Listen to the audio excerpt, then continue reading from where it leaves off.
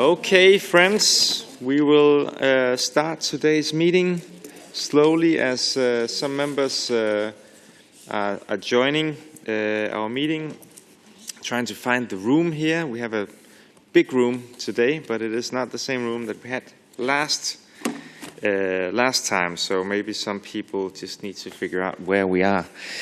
I'm sure they will succeed. Good morning, dear colleagues, and welcome to this session of the Animal Welfare Intergroup. Today's meeting will focus on cage-free pig farming, a central element in the ongoing revision of the EU animal welfare legislation. As you remember, some of you, anyway, in the last mandate, we had a citizens' initiative, more than 1.5 million people signing an initiative to get rid of cages. End the cage age is the name of the citizens' initiative. The European Parliament supported this initiative. The European Commission also came out supporting it and promised that they would come with legislation to end cages and thereby also end cages for pig farming. And they still need to deliver on this promise. So we are many who are doing what we can to keep up the pressure on the Commission, making sure that they will actually come forward with a proposal.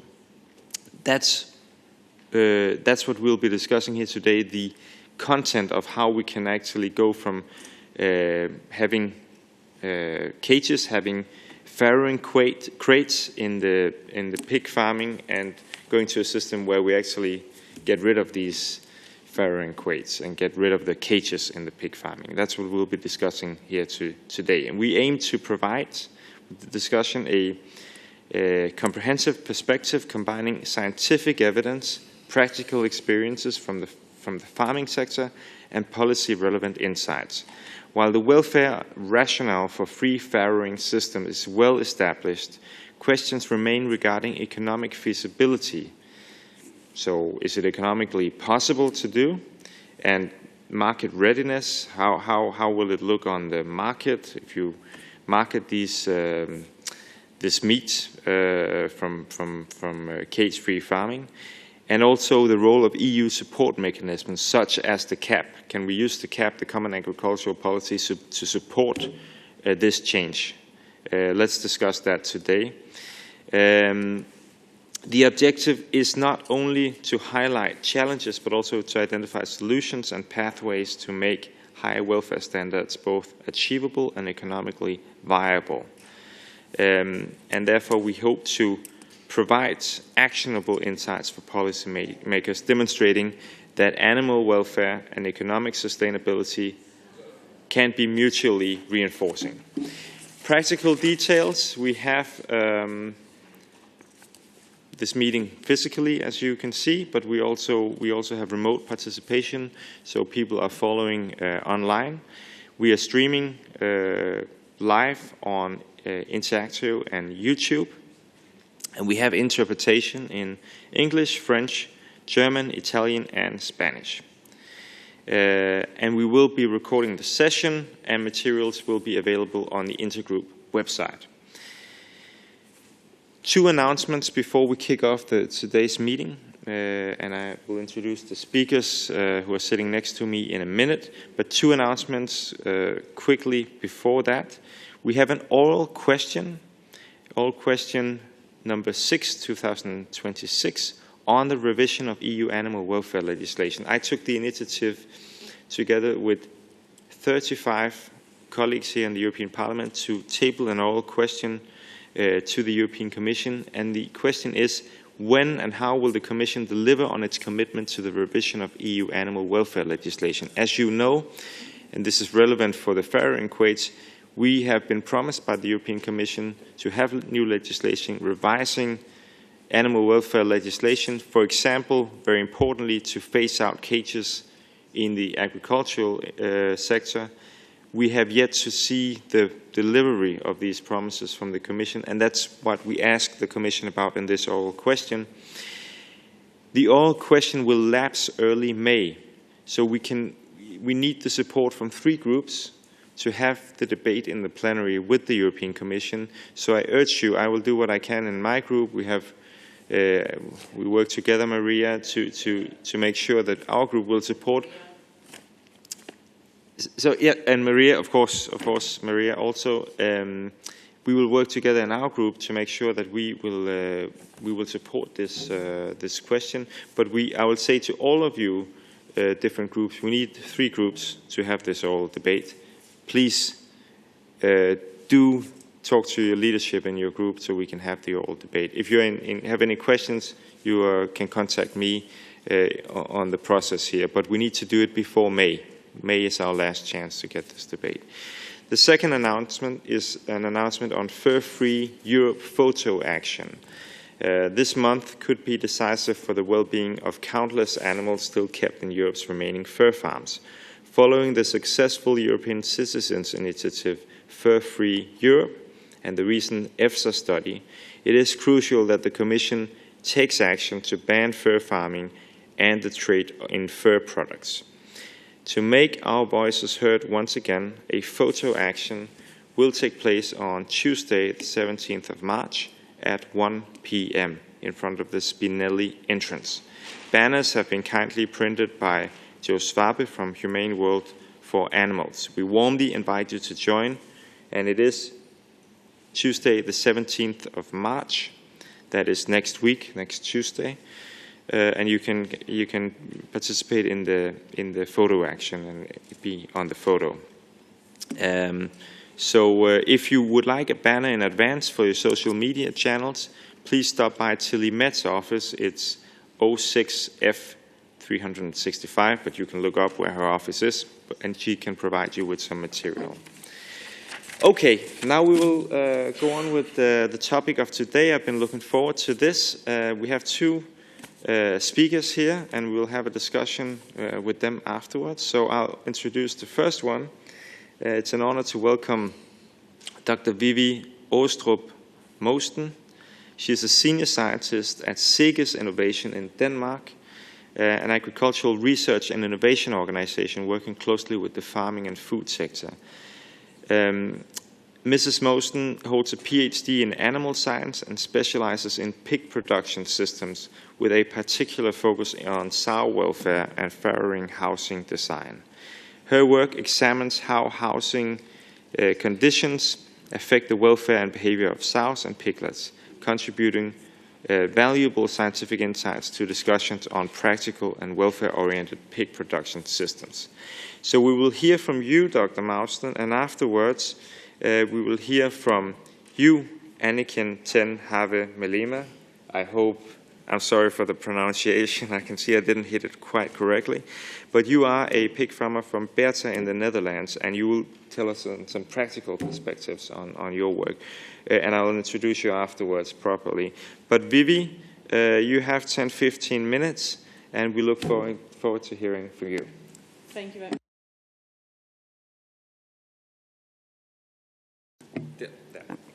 Thank you very much, and thank you very much for the invite. It's a big honor to be here. Today I'll be talking about work on the transition to free-farrowing for breeding sows. And this is work I've done together with Dr. Emma Baxter and Professor Laura Ann Bourne and Professor Sandra Edwards. And it is based on the End the Cage Age, and it was something we also presented at the Animal Welfare platform in Brussels, but this is a shortened version of it. And why are we doing this? Because we love pigs. So we really want to make a difference for the pigs. And what we saw was that there had been a standstill, so a momentum, nothing had happened, as also mentioned by Mr. Fuglsang. And that's really no good for the pigs. So we wanted to sort of see if we as scientists could support a development. There are some sticking points, as also mentioned, so there actually really a lot of... Oh, I'm talking too loud? No. Maybe you can lower the lights a little bit so we can see it. Okay, that's fine. It's okay. So there's a lot of producers out there, but as also mentioned, there's also some economy in it and some sticking points for the farmers before they can make the decision.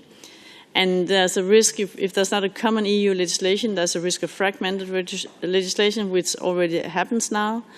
and that is actually also a threat to the animals. So we will keep having crates if we don't have a common EU legislation, and if it's a fragmented legislation, it will not be the best. It will be non-optimal systems. So it would be better if we have before all countries make their own legislation, please, if we could have a common EU legislation that would help the pigs. And if it could be based on science, it would be really and practice experience, it would be really, really nice to the pigs.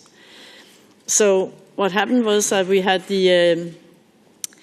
had the EFSA report, and on that mandate they did a really significant job looking at the pig welfare on farms.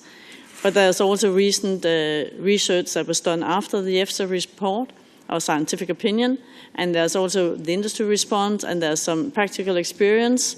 And so this is more sort of a balanced approach in the paper we wrote in the KHH. So the sticking points, the decisions the farmers need to make and that we need to support from the scientific part is the confinement. What is the need or not need for confinement? When is it possible to use it, if it is to be used? The space, the flooring, and the substrate. And you can say, and on top of this, of course, always comes the management. But before we get to that, the farmers are building. It's the space that's important, because you cannot change this. If you want the option to confine the sows and the flooring, you cannot change that. Farmers cannot change that afterwards. So we need to decide on that, which includes the slurry management.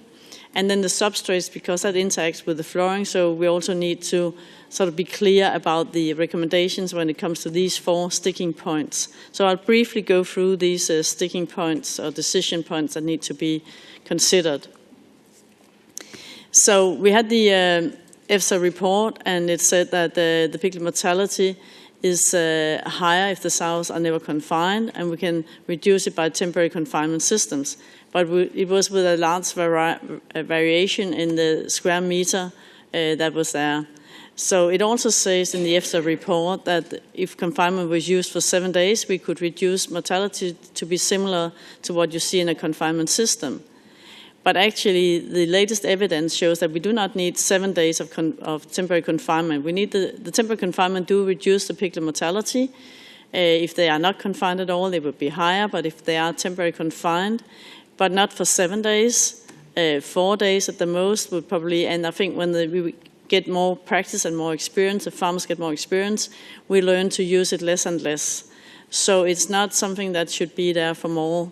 If it's more than 4 days, then the sows, the behavior of the sow is that they're lying calmly around their farrowing and the first few days, and then they get more and more active. So if we have them confined for longer, we're also increasing the stress of the sows. So they should be confined, but only for a very short period, just after farrowing, and we can reduce the confinement as we learn to use the systems. So the recommendation when it comes to confinement is that is that the new farrowing pens, they should be built for loose lactation or for loose farrowing. And the idea with these photos on the right-hand side of the slide is that you cannot take an existing farrowing crate and open it up. It's a bit like taking your car and put wings on it and you fly to across the Atlantic. No one would do that. So we need to use pens designed for loose sows, a bit like the aeroplane. But then we can use the confinement, which is a bit like the wheels on the aeroplane when we are taking off and landing. It's nice to have the wheels. So it's sort of a security for that very short period, but it should be a pen designed for a loose sow because she's going to be loose the majority of the time in there. So if we are using confinement, it should be for a very short period, and it should be in a pen designed for a loose sow.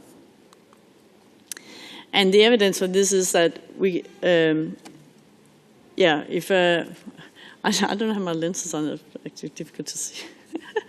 Any confinement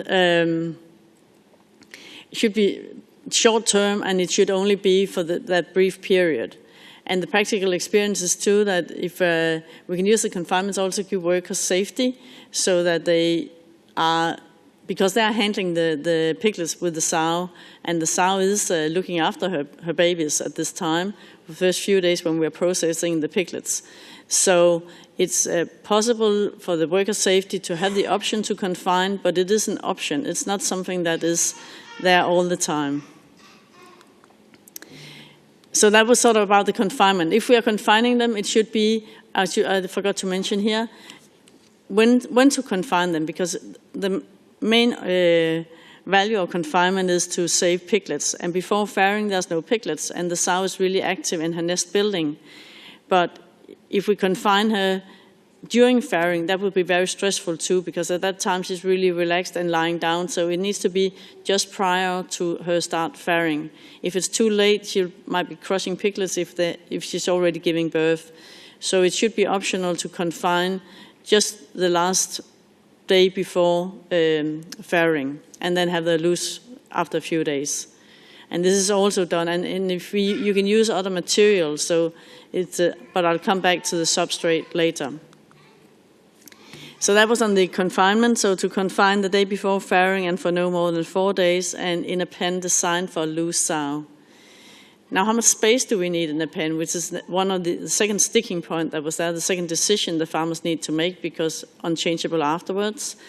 Of course, a piglet area, so 1.2 square meter for the piglets. And then for the sow, there must be space for her to turn around. There must be space for her to stand up and lie down. There must be space for her to turn, as mentioned, to turn. And we did a scientific study on how much space they're turning, and they're actually bending in their body when they're turning. So it's not like a pencil turning, it's a body turning. So they do not use a whole body length, but they use at least 160 centimeters for turning. So this is important that we have these dimensions in the pen. So, and the 250 for an area where she's lying down is because the sow is 2 meters long, and her getting up and lying down behavior is sort of backwards and forwards. So that takes on at least 50 centimeters on top of her own body length. So that is 2 meters plus 50 centimeters. So these are minimum distances. And then you can say that does not add up to 6.5 square meters. No, but we need her to have more space than just where she's lying. So 6.5 square meters is the recommended for legislation when it comes to space. Yeah. And the space allowance, this is from the EFSA scientific opinion. And as you see, when you pass the 5 square meters, they're sort of quite similar. The EFSA recommended the 7.8 square meters for the pen for piglet mortality reasons. But when you see at the graph and the data that was in the scientific opinion, past the 5 square meters, it's quite similar. So it's a very large variation in that recommendation. I think that is worth noticing. So for legislation, the 6.5 square meters, and then it feels free, like Annechien here, to build larger pens. But I think when we are looking at across the farming countries, 6.5 square meters would meet the needs of the sows. So a pen footage of a 6.5 square meters, a minimum length within there of 250 centimeters, a turning circle, turning width of 160 centimeters, and a piglet area of 1.2 square meters. That should be solid. So now we have option to confine, we have a space. She also needs somewhere to stand. And I already mentioned we measured sows, and we measured them in 2003, we measured in 2011, I think, in 2017 again, and again in 2024. And they have not changed yet in that time. So we have the dimensions of the animals, and then we can add on the space for their activity in the pen. And this is the work we did on the turning, because turning is really, really important. Of course, we have loose animals, and a major thing is that they can turn around. And we did a trial, so this is scientifically sort of proven that we had the sows turning, a late pregnant sow, so a sort of a difficult sow in her movements, in random order, different dimensions, and we measured how eager were they in their turning, were they able to turn, and how did they turn, and when did they not use any more space. So we made the pen larger than the body of the sow, and when did they stop using more space. And for 220 was too narrow, 160 they could turn, and we had it in 20 centimeters intervals, so 180 was no restrictions at all, but from 160 and upwards they were easy turning, also the large late pregnant sows. So that was the two sticking points, the confinement and the space and the turning and the distances within the pen. And I know this might be a bit technical of what I'm presenting today, but it is important for the pigs, for the pens to function for the pigs, so that we are aware of how the pigs are actually using the pens, because otherwise we won't get the high welfare that we are asking for. For substrate, yes, straw is a really good substrate, but we cannot have that in all of Europe because of African swine fever and a lot of other risk factors. So there are luckily also other substrates that can be used and that also have a positive impact on the sow behavior, like the Udesac. I know they're using that a lot in Holland as well. So different materials. And of course they should have a natural material that they can work with the sows for the nest building. So there are other options than having straw on the floor. And straw it needs to be fresh and it needs to be replenished and it needs to be attractive to the animals. And if it's just a big lot on the floor that is not kept at a high level of hygiene, it's no good. So it's better to have a fresh access to straw. So we can use other sources of substrate than straw, and then we're using that. It comes back to the flooring, because flooring, what should that help the sow with? Well, flooring should be for the piglets area, as already mentioned, but if we're not giving substrate on the flooring, but giving it in the rack, we need just flooring, so to maintain what comes out of the rack and that she has somewhere where she can manipulate with the material, but not for the whole pen, because then there's a high risk of bad hygiene. So to keep the pen clean and keep a high level of health for the piglets, it's important that we have solid floor for the piglets, solid floor where the straw comes down, or we're using the Udesac, and then for the rest of the pen, it will be depending on the pen design. Yes, thank you. And it will be depending on the pen design and pen dimensions. So it's really important to place solid flooring where it makes sense and doesn't create a bad level of hygiene. So again, EFSA also went through the flooring, and they actually, I'll just pass, they actually did not come up with specific recommendations for flooring, except to make sure there's no abrasions on the pigs, which is, we also have that interest.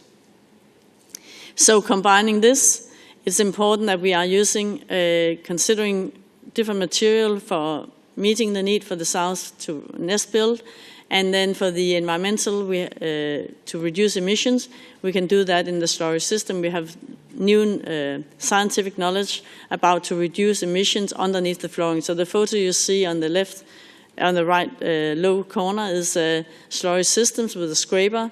So we reduce the emissions, both the ammonia emissions and the methane emissions. And that is another very important issue when we're building new farrowing barns, that we don't increase emissions. So we don't just have welfare, but we also are very focused on the economy of the farmers and the emissions.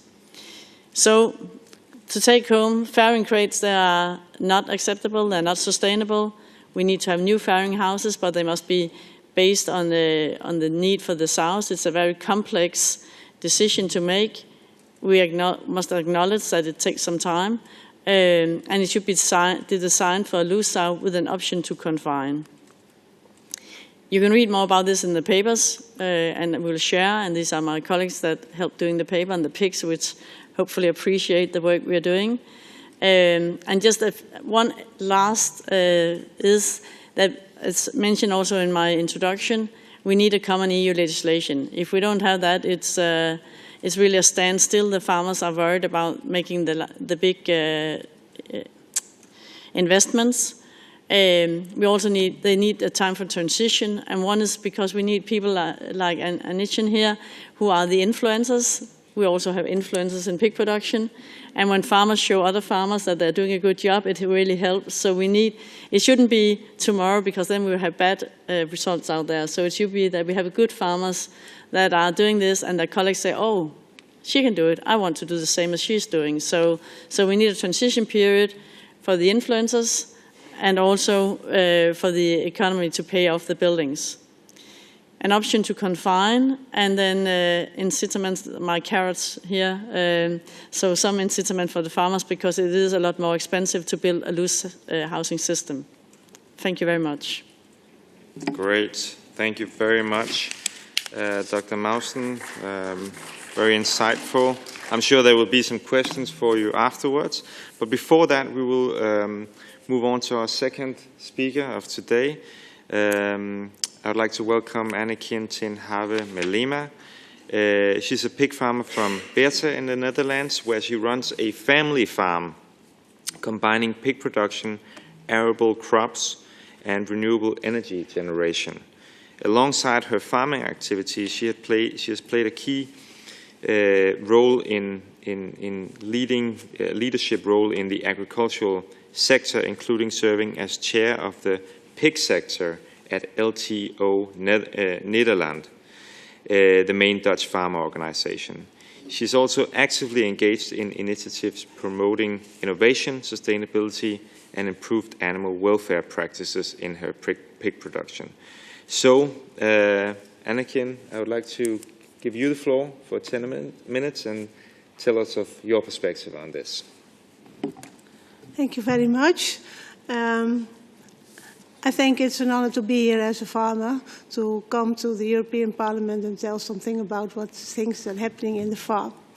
I will tell you something about free-farrowing and give you a small introduction. You already did, so I won't do it again. But I want to say that I'm also a member of the council. I was also a member of the Council of Animal Affairs, and I contributed to the viewpoint on dignified livestock farming. And afterwards, I was really involved in how to have a paper like that and change, and how can you translate it to the farm. So it's nice talks, but how are you doing it on the farm? Well, a short history of our farm. In 1993, I took over the farm from my parents, and it was a conventional pig farm combined with edible farming. In 2000, we had built for group housing for sows on straw, pregnant sows. And in 2014, we installed 80 prodromy free-farrowing pens, which was in a very early stage, and I come to it later on. In 2018, we built a house for fattening pigs with outdoor access and a 2-star Better Life, under the 2-star Better Life label. We were the first and only in the Netherlands. In 2023, we had a big fire on the farm, and our complete sow housing was burned down. And now, in this year, 2026, we are rebuilding sow barns, and we are switching to organic production. And we had our own label in the supermarket with the Better Life 2-star label, but after the fire, it was all gone. Well, what we're doing about the free-farrowing pens, because we were quite early with building the free-farrowing pens. We had a program which I think is a very nice program. It was a network from 14 farmers. But the farmers were not alone. There was only also one researcher and one man from a company with stable equipment. And we evaluated our farrowing pens. And we even asked a Dutch maternity nurse to look at our pen and how we were looking for our pigs and what to do. And it's important to talk with farmers about your system and what you can change, or if it is still suitable. So we did get some key insights. So sows like to keep their piglets inside during the first days, and it looks very easy when it's written down. But when I looked at my first farrowing pen, the sow was lying down like this, and the piglets were there, and the sow couldn't easily see her piglets. And it was a normal housing system. And so some insights look very easy, but it's very good to be aware of it. A close contact between sow and piglets creates a calmness in the pen, and it's much more comfortable. And you see, it's also the need of the pig to see her piglets.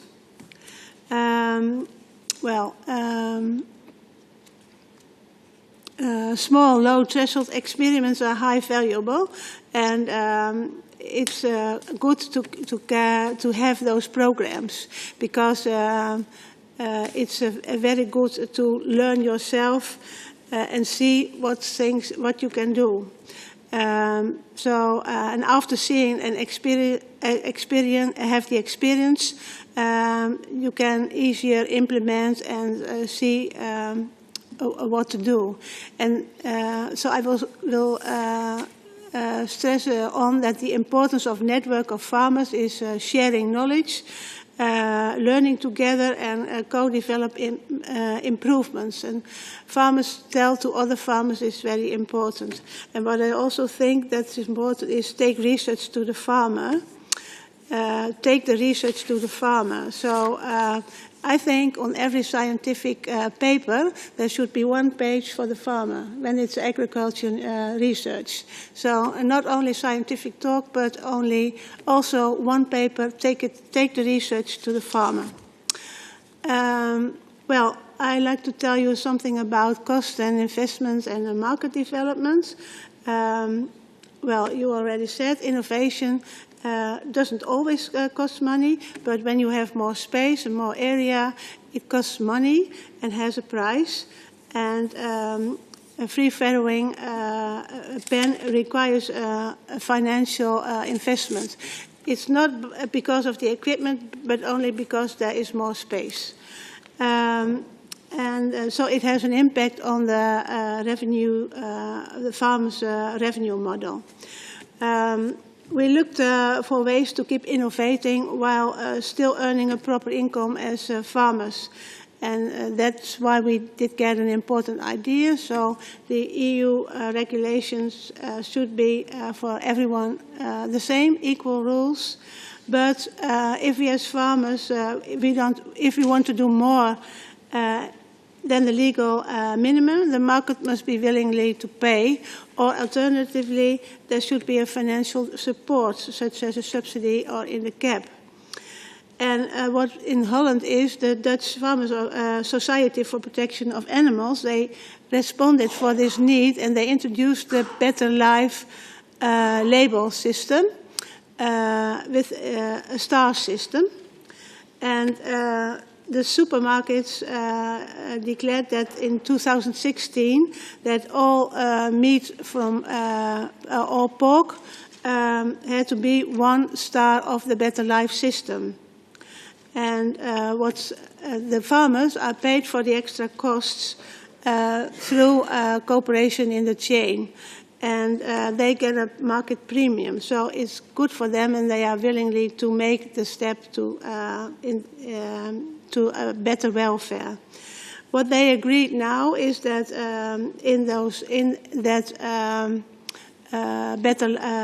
Better Life system, in 2035, all the farmers within the system have a free-farrowing system, and it will give them an investment of 1.5 or 2 million euros, and it is paid in the chain, so that's an important thing.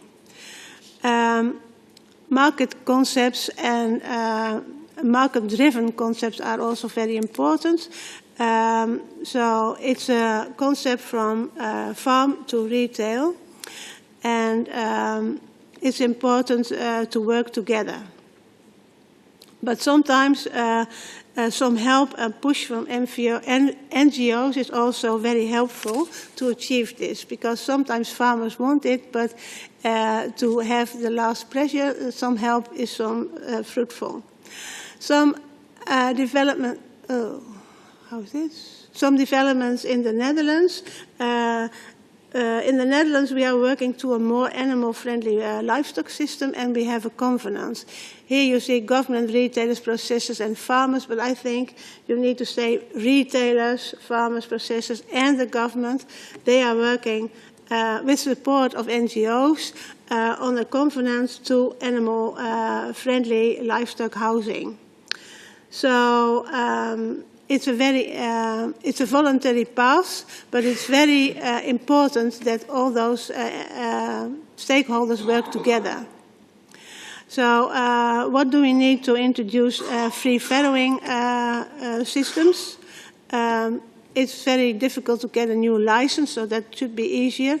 What Vivi also said, clear standards and definitions, because when farmers invest, they invest for 20 years or 30 years, and then they need to know what they have to do. And if they are building for 6.5 square meters, but they need to have 7, it's a big problem. So it's a very important thing. Solid economic calculations, market rewards and premiums help very much. And in the CAP, financial support is also very good. Practical testing and pilots. The knowledge transfer about take the knowledge to the farmer. And we can do all research, but the farmer needs to know about it. Working together in the chain, and some realistic timelines are also very important. So free-farrowing, yes, we can. The starting point is that EU rules and enforcement apply equally to everyone.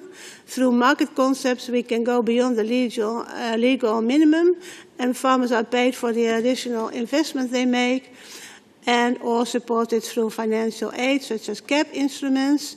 And this will be a major incentive for pig farmers to participate. And I think in this stage, legislation is not a good thing, but in the end, legislation should be the final step. And we can work together, but we can't do it alone. So working in a positive vibes gives understanding, trust, and fun for farmers and pigs. Thank you. Thank you very much. I think that deserves some applause. And thank you for the inspiring words. It's always good with an Obama message at the final slide. Yes, we can. And we'll put the slides, by the way, and also the studies you referred to, some links on the webpage so we can find them. I would now like to open the floor. We have around 20 minutes, and if colleagues would like to speak, then you're most welcome. So I see Jessica, and others will put you on the list. Jessica, please. Thank you very much, Annechien. Very nice to see you again here with us. I have actually a question for you, Vivi, regarding your investigation. Because I saw one of the comments. I think it's very interesting. I think it's similar as that we had with the free gestations. We were very scared that it would not work. We were very scared about letting the sows go after insemination because we were afraid they would abort while going to the free gestation. And actually, it wasn't so bad as we learned how to deal with it. So I'm quite sure that we can learn how to deal with this as well. But then the importance, again, is just as Annechien also mentioned, we have to have equal rules, because otherwise we have an unfair competition within our internal market, which is very complicated. But what I was wondering, because I saw one comment in your presentation that you didn't refer to. If we don't confine the sow, we reduce the other excess for the piglets, so we have a lower weaning weight. And was that the right correction? Was that the correct interpretation? So if that is the case, if we do have a lower weaning weight in the free-farrowing stalls, we don't. Well, that's good to know, because my question is, did you follow up the piglets after weaning? How did it affect the time from weaning to market for the piglets? What did it do to their feed conversion rate? So what we always have to consider is that when we make welfare improvements, we may have other adverse effects like a longer time to slaughter, so a higher CO2 footprint. So we cannot do both, and we have to make a compromise in there. So I'm all for improving animal welfare, but then we have to be aware that it might be that we increase the total footprint of this system, of course. And of course, it needs to be rewarded to the farmer, because if the consumer is not willing to pay for it, which happens a lot of the times, we're seeing that happening in the organic market now as well, then that money should come from somewhere, because otherwise we cannot expect our farmers to make all these cost investments. So please explain me what happened with the weaned piglets. Very relevant question. Valerie, then Thomas afterwards. Merci. Thank you. I'd like to thank you, ladies, for these very interesting presentations.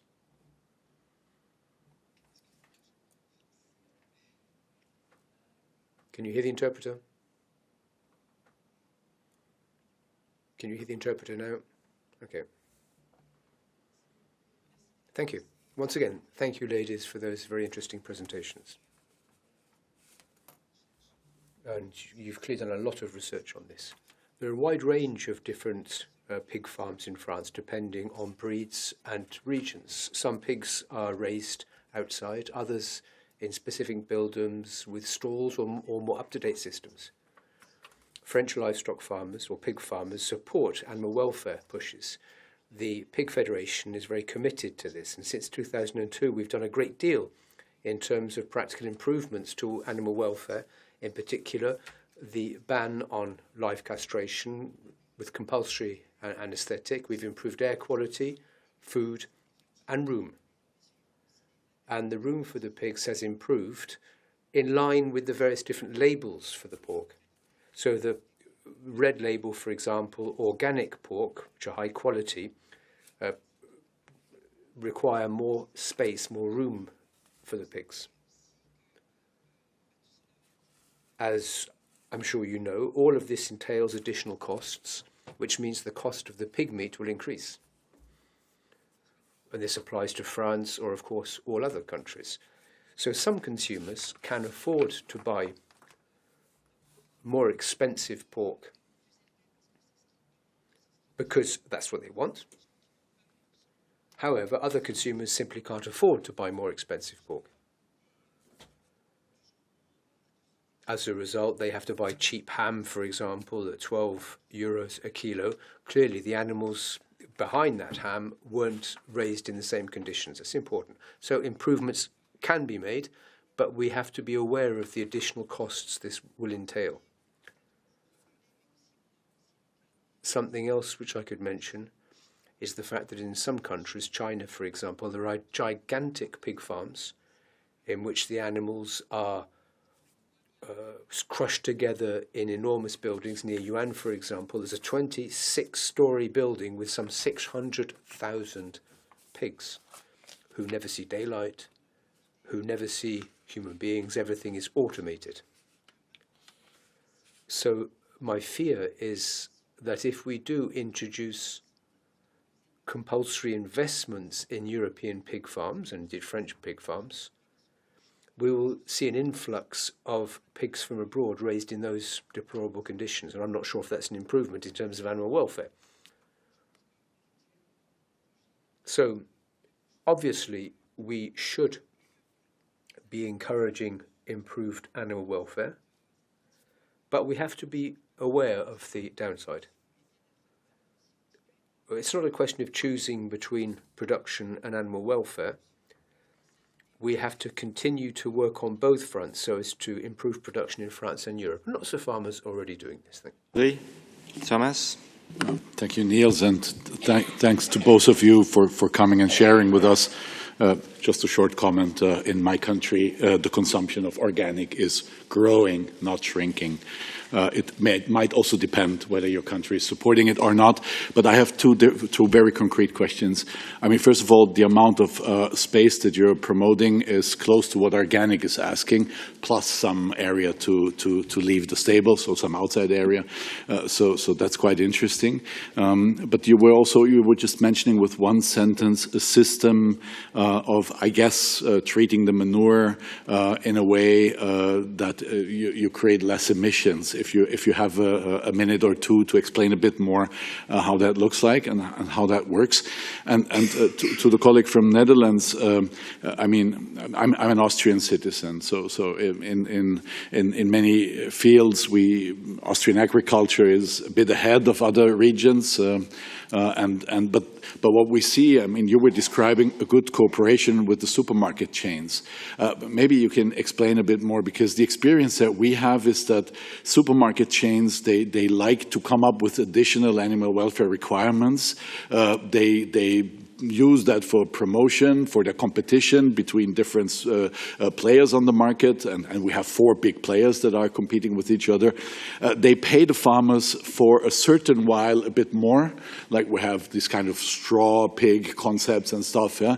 But then after 2-3 years, you know, they backtrack and they argue, well, we're in an international competition, we're on the world market, we need to compete with, you know, internationally produced pork, which is much cheaper, and so they're pushing farmers back when it comes to the price they actually get. And as you rightly said, these investments are for 20, 25, sometimes 30 years, and this brings farmers quite often in a very delicate situation, because they invested, they have the infrastructure that they have, but then they do not get the rewards anymore on the market. I'm not talking about organic, that's a different story, but like conventional farming that invests into additional animal welfare.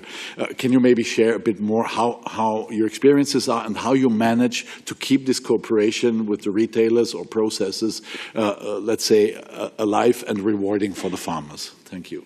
Thank you, Thomas. Anja, and then Sigrid, and then we will go back to the speakers if there are no further comments. Anja, please. Thank you, Niels. I have 2 questions. First one to, I will not pronounce your back name, Vivi. You say that it's important that influencers are given the time to influence the whole sector.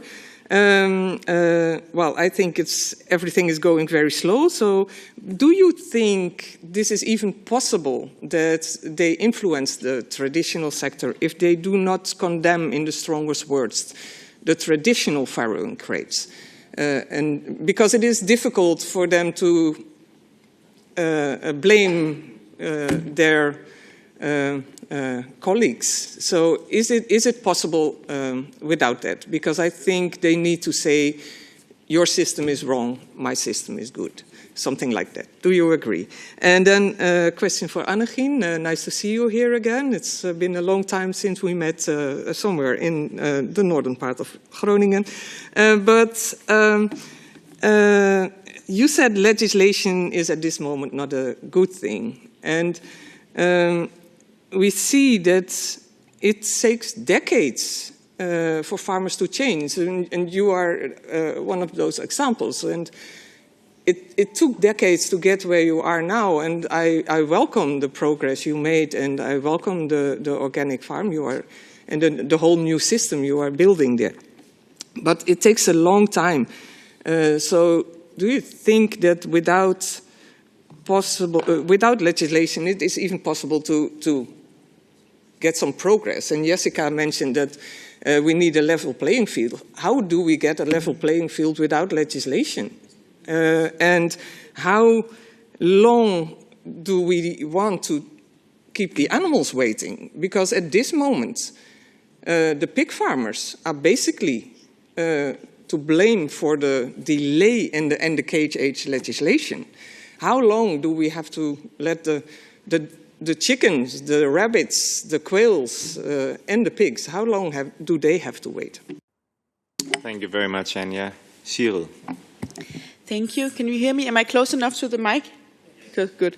Thank you for 2 interesting presentations, and I really get the sort of impatience or momentum that you have so many citizens that expect to see improvements on animal welfare, that has high expectations for the end of cage age, and that demands more action. At the same time, maybe it's difficult to create the links. I think you both touched upon how to create the link between research and the everyday life of a farmer, and I want to add in that equation also how to use the right policy instruments from this house, because I completely agree that I think for us to really make a big impact, it has to be on European level. We see in the upcoming CAP that there will be a lot more of national flexibility in general, and I think for us to have that level playing field that doesn't ends up being sort of a race to the bottom, I'm talking about the CAP in general, but that we actually see that farmers are incentivized through the CAP to make improvements on their farm, that it also pays off financially. I think we have a big role to play in the European Parliament to foster that development. In your own experiences, have you had certain obstacles in translating research into to the everyday life of farming? And also I like the comment that you make about also having farmer influencers, or the ones that are leading the way, setting the standards and maybe showing others that it can actually be done. Maybe sometimes it's difficult to be the first mover, and Annechien, maybe you can enlighten us more on that. Do you receive interest from others that wants to go? You were the first to receive the 2-star recommendation.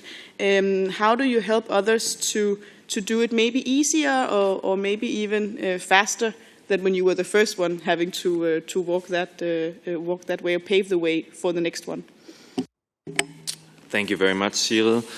And now we will move back to our two speakers here. So there are a lot of questions, and see what you can answer and comment on. You have around 3-4 minutes each. So let's see. But maybe we'll start over here from you and hear the SEGES perspective, please. Thank you very much, and thank you for your interest. It was a mistake if you said something about the udder. So the first one, Jessica, there's better access to the udder when the sow is not confined. So we have an improved weaning weight. So that is just to put that. We have the risk at the beginning. That's why we use the confinement, the risk of mortality, crushing. But at the end, it's better, easy access to the bar. We used to call it the milk bar, and without the confinement, there's better access to the milk bar. So, yeah, just to sort that out, we have an expected improved weaning weight. As for the, Valerie, I'm not sure if there was a question in it, but I think the importance is that legislation is a minimum. So you have all the special products on top of that, like at Annechien's farm, but the minimum is, and we can do the loose lactation, I think, the investment is there, but then the running would be the same as the farrowing crate. So I think the farmers, if they are supported in the investment and we get to learn how to use it, we can get the better welfare will also show off for the farmers and a better productivity and a better standard for the animals. So I think we can make a win-win, actually a win-win-win, because society and farmers and pigs are better off with the new systems. But I think it's important to keep it at the level where as we are presenting in the paper. For the 6.5 square meter and the manure system, Thomas, yes, we have developed, because we need to do this together, like the welfare, we cannot do the welfare alone. So in the Danish research, and I should say we do all our research in commercial farms, so it's together with the pig producers, we do the research. And these, now we are looking at measuring methane and emission and ammonia emission and odor in different slurry systems. And we can see that by reading the behavior of the animals, we can also reduce the slurry surface, and we can have it faster out into the cooler areas, and that will reduce both ammonia and methane. So we have research results on this, and feel free, I might be running for a train afterwards, but feel free to contact me. Yes. And yeah, for the influencer, it is possible. It has taken a long time and maybe too slow, but it's a bit like the curve. So you see that it was a bit difficult for the first ones. Now at the pig conference in October in Denmark, we had a pig producer standing there saying, go for it, to her colleagues. So I think from being difficult, now they do not talk down their colleagues' work, but they say, what I'm doing, I think that is the way, and you can only be too slow. So the influencers are definitely there, and they're doing a good job. But then we have one influencer who's not a very good influence because he has a bad level of hygiene. He invested in a solid flooring and is not functioning. So that has a negative influencer work. Whereas, so that's why we need this transition of the good stories, and it does take a lot of good stories before their colleagues feel comfortable, but they are there now. We definitely see an increase in positive influences amongst the Danish pig producers. And yes, as incentives, very much, I think the farmers would like that. The obstacles for the farmers, because we're doing all this work together with the farmers, so it is systems that they can work with, that we are developing with the pigs, with a focus on the pigs, how reading the pigs, understanding the pigs, and then setting it in systems which are functional for the farmers. Thank you. Great. Thank you very much, Vivi. Annechien, if you would like the floor. Yes, thank you. Well, Thomas, we are building an Austrian new barn for Sows. And when I came to Austria, they said, in former days, we Austrian farmers went to Holland to see what they were going to do. And now a Dutch farmer is coming to Austria to see what we are doing. So, okay. About legislation, I think legislation is the final step, but it's clear that you do have to know where you are going to. So when you are saying in 2040 or whatever, we will have free-farrowing, and we have this and this and this, and you have to. These are the criteria. That is important, but you need a way to go there. And so that, I think, is important, because when we should, for instance, comply in 1 year, then the retailers say, okay, it's legislation, we don't have to pay. So we need a transition period. And it's important to have that transition period. But how do you keep retailers involved? Because that was your question. In the Netherlands, we are working together with all the stakeholders, because I think when you are doing it as a farmer, with a retailer, and I did it myself, but it's much more, you don't have a good position. So you need support of government, NGOs, to have this development, and they have to show it in public. So that's very, very important, and that's the way you keep retailers involved. And you can only do it when you have a solid chain from farmer till retailer. And then in the end you make it like retailers are very proud of their farmers, because they are working together. And what I experienced, I had my own label, but it's much more difficult, and you don't have that very good position when you have a big chain where there are more players in. So that's, I think, a very important thing. We need to finish. Yeah. If you wrap it up. Yeah. You have a last comment. I know it's not enough time. Yeah, no. Yeah, and about the first movers, how to help them. When we did it's very important to that you don't feel alone, that you have support from others, and that you work together. But first movers also have to be transparent. So I like to tell about what we are doing, why we are doing, and I think that's the and open your farm. Well, I think that's the best thing. Thank you very much, Annechien. Thank you very much, Vivi. Thank you to both of you, and thank you to the members here discussing today. I think, from my point of view, a couple of conclusions. As you said, Annechien, the stakeholder collaboration is crucial, the collaboration between farmers, civil society, policymakers, and retailers. We can conclude also from the discussion, I think, that it is possible to have cage-free system. I mean, Annechien, you're an example of it, but you need support, of course, and you also need support, financial support from, for example, the Common Agricultural Policy. And then you need clear timelines and predictable policy to make this happen in a realistic way. So thank you for the discussion here today. We will be sending a letter to the European Commission. Those who would like to sign on to it are very welcome. We'll send it around. with some of the conclusions from today, and we'll be reminding the European Commission that we need legislation. We need initiatives on this area to move forward. Next meeting will be the 30th of April here in Strasbourg. It's on the European Commission's communication on fur. This follows the Commission's response to the Fur-Free Europe Citizens Initiative, and I know that it has a lot of members' interest. So I look forward to seeing you again, and have a very good day.